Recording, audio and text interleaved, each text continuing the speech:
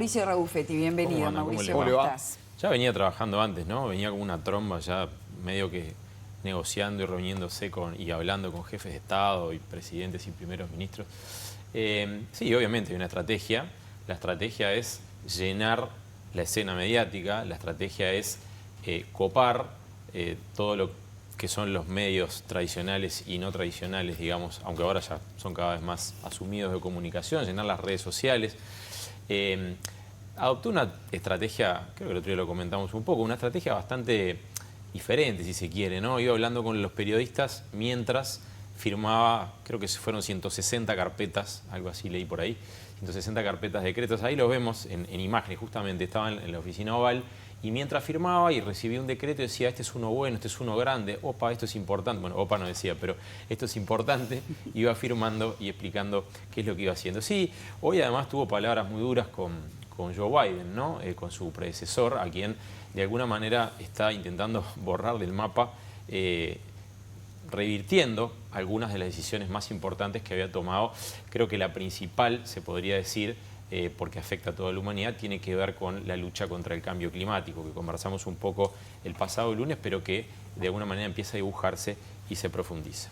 Bueno, pero hay en esta forma de actuar que parece compulsiva o hiperactiva, hay una intención específica de tirar todo lo peor ahora de entrada, digamos. Hay muchas cosas, Gaby.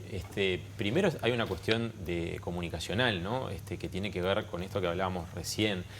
Pero si miramos los patrones de medidas que está tomando, son todas medidas polémicas, ¿no? Ninguna es una medida que no hubiera anunciado. Es decir, lo que ha anunciado sobre migración, incluso hasta el momento por el momento ha sido más ruido que efectos importantes, pero lleva 48 horas, 72 horas en el poder, menos, 48 y pico.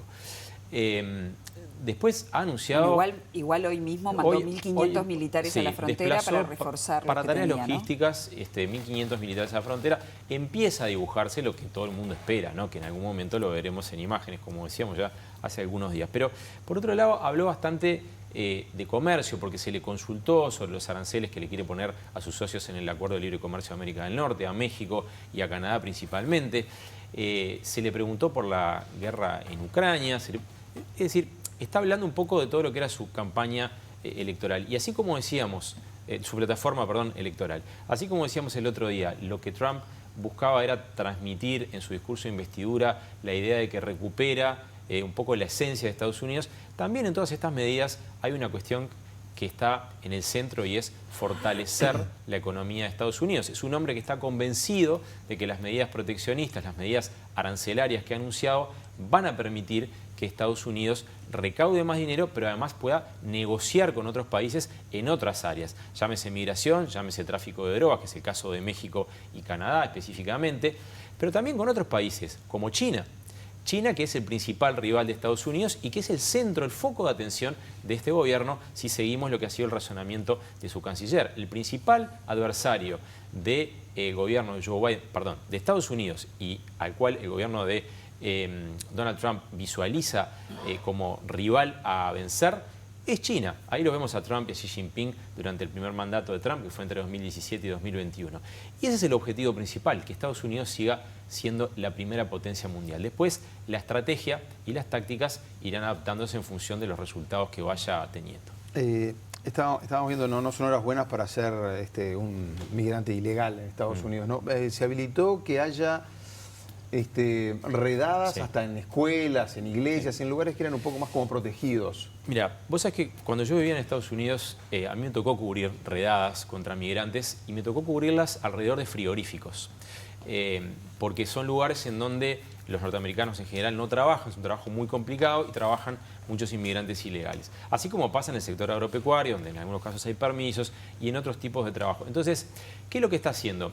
Trump está entrando en una doble vía, si se quiere. Por un lado, enfrentarse a las ciudades demócratas que se llaman ciudades santuario, donde las autoridades esencialmente no colaboran con denunciar a los migrantes y con esa política de expulsarlos, porque entienden que forman parte de la mano de obra ya instalada, porque forman parte de las comunidades, porque hay mucha gente ilegal que no tiene papeles, pero que vive hace 30 años en Estados Unidos y tiene sus familias y sus hijos nacidos en Estados Unidos. Y por otro lado, lo que está buscando es autorizar aquello que prometió, es decir, todo un espectro de medidas que van contra lo que es el ingreso de personas en general a Estados Unidos.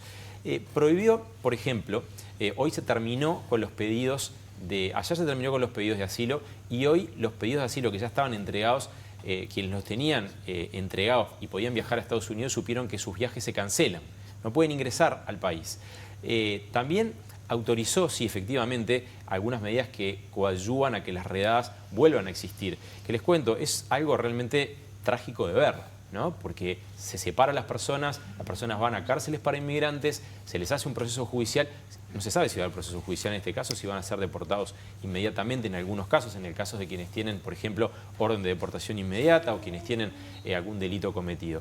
Entonces, está escalando la cuestión. Hoy vos decías, mandó 1.500 soldados a la frontera, dijo para tareas logísticas, pero la verdad es que de a poco va consolidando esa idea. Y ahí vemos imágenes de lo que pasa de este lado de la frontera, de la zona sur. Entre que hablamos el lunes y ahora, la presidenta de México, Claudia Sheinbaum, se refirió a algunas de las medidas de Trump, dijo que México va a recibir a los migrantes que sean deportados, que va a establecer zonas de contención, que va a establecer refugios, que va a trabajar con los países de origen de los migrantes con los que tiene acuerdos para que precisamente estas personas puedan regresar a sus países sanos y salvos. Es decir, hay una actitud de la presidenta mexicana que entiende que tiene que subsanar una potencial crisis en su frontera, pero que además la tiene que subsanar de forma humanitaria. Muy bien. Se dibuja una guerra arancelaria en los anuncios que ha hecho Trump. Los ha hecho aranceles para China, aranceles para todos, pero fundamentalmente ahora le ha hincado el diente a México y a Canadá. Sí. Ya el presidente de Canadá contestó que van a responder de forma muy firme y Sheinbaum, por su lado, respondió que América Latina está unida, que va a llamar a Lula, que va a hacer algunas llamadas. Bueno, ¿qué opinas acerca de esto? Bueno, además amenazó a Putin, ¿no? Y te agrego, hoy Bien. lo amenazó con aranceles a Putin si no para la guerra en Ucrania, ¿no? Es decir que esto de alguna manera demuestra lo que venimos explicando hace mucho tiempo. Los aranceles son para Trump un mecanismo de negociación de muchas cosas, no solamente en términos comerciales, no es un tema solamente económico. Él lo ve como una herramienta dentro de su estrategia. Bueno, en el caso de México, la presidenta dijo cabeza fría porque Trump todavía no firmó los aranceles, aunque anunció que serían a partir del 1 de febrero. En el caso de Canadá, la respuesta de Justin Trudeau, el primer ministro, fue mucho más enfática. Él se va, además, ahí vemos a Claudia Sheinbaum, él se va, es un primer ministro saliente, pero dice que la respuesta de Canadá será vigorosa o fuerte. Porque, firme, bueno, creo que es el término. Canadá le vende 75% de lo que exporta a Estados Unidos. Y México es el principal socio comercial de Estados Unidos, tiene un superávit comercial, no me acuerdo de memoria, pero un poquito más de 100.000 millones de dólares el año pasado, el otro año, de balanza comercial con Estados Unidos. Es decir, son dos países que están totalmente integrados dentro del Acuerdo de Libre Comercio de América del Norte. Y lo que Trump está haciendo, y así lo interpretó el mercado, Gaby y Leo, porque realmente el mercado lo está leyendo como básicamente una amenaza y no tanto como una profundización de medidas arancelarias que de alguna manera ya se esbozaban. Lo que está haciendo es presionando para que se controlen las fronteras. Habrá que ver cuánto de esto termina siendo real. Sobre China, aún no dijo nada. Ese 10% adicional de aranceles, recordemos que la política arancelaria contra China de la primera guerra comercial del primer periodo de Trump, Biden no solamente no la desmontó, sino que la profundizó. Ahí vemos a Justin Trudeau, el primer ministro canadiense. No solamente no la desmontó, sino que la política contra China, Trump la profundizó. ¿Qué quiere decir esto? Trump todavía no habló de China. Esencialmente no habló de China. Habló sí, y también tiene que ver con comercio, del Canal de Panamá y habló de Groenlandia. ¿Qué va a pasar con eso? Esas son dos cuestiones que son bien interesantes desde el punto de vista geoestratégico. El caso de Groenlandia, que está, digamos, parte de Dinamarca, lo que está buscando Trump es asegurarse algún tipo de presencia allí que le permita tener cierta influencia o mayor influencia, mayor control en el Atlántico Norte, en un momento en el que Rusia se abre paso por el Ártico, ¿no? Nos lo podría explicar mucho mejor Nube, que está atrás de cámaras, si habláramos del deshielo y el cambio climático y por qué Rusia está entonces empezando a dominar los pasajes del Ártico. Y por otro lado, el tema del Canal de Panamá es mucho más serio, si se quiere, para nuestra región. ¿Por qué? Porque el Canal de Panamá, que fue construido por Estados Unidos, que pasó a Panamá después de los acuerdos Torrijos-Carter, el presidente Jimmy Carter, estamos hablando que falleció hace poco, ahí vemos algunas imágenes de esas esclusas increíbles del Canal de Panamá.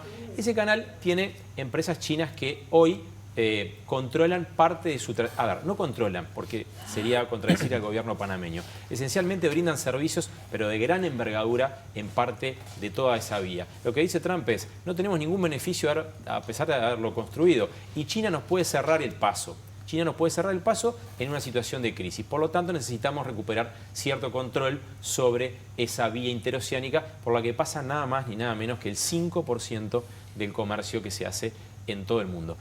Él no descartó tomar ni Groenlandia ni Panamá por la fuerza. Ya no ha hablado de eso siendo presidente, tampoco lo descartó, pero la realidad es que lo que está buscando nuevamente es ejercer presión. ¿Cómo va a reaccionar Panamá? ¿Cómo va a reaccionar Groenlandia? Bueno, eso lo veremos, pero la verdad que está una estrategia de presión. Bueno, pero por otro lado, y ya terminando, porque tenemos que ir a otros asuntos, también se anunció que va a terminar con todos los programas de diversidad del gobierno anterior y anterior. Sí. Y esto implica un retroceso de décadas en lo que es la agenda de derechos a nivel nacional de Estados Unidos. ¿Se lo hará efectivo? No, ya lo está haciendo efectivo. Las minorías que se vieron afectadas ya han reaccionado de manera muy importante. Parte del Partido Demócrata también, porque muchos de estos programas, incluso programas de accesibilidad, Gaby, fueron instalados durante el último gobierno de Joe Biden, que tenía un gabinete bastante plural. Ya comenzó con la expulsión de 1000 personas que fueron nombradas por la última administración. Está desarticulando un montón de iniciativas que tienen una clara impronta demócrata. Entonces, no solamente es una cuestión cultural o de batalla cultural, como hablamos el otro día, es una cuestión también política, es desarmar de alguna manera la impronta de aquello que él venía y que nunca reconoció como cierto, que fue la elección de Joe Biden. Recordemos que él nunca reconoció que Joe Biden fue triunfador en el año 2020. Por lo tanto, lo que está haciendo es desarticulando lo que fueron las políticas de su predecesor. Y yo te decía, lo más importante en términos globales es lo del cambio climático. La retirada del Acuerdo de París es muy relevante y el hecho de que... Ya lo había hecho. Ya lo había hecho en 2017, pero demoró. Ahora va a ser mucho más rápido, ¿no? No se fue tanto, ahora se va a ir realmente rápido. Como se va a ir rápido de la Organización Mundial de la Salud, que es otro problema gigante que Trump está planteándole a esa organización. Entonces, lo que está haciendo es, de alguna manera, barajando y de alguna manera va a dar de nuevo. Muy bien, Mauricio, muchísimas gracias. Te esperamos la semana que viene.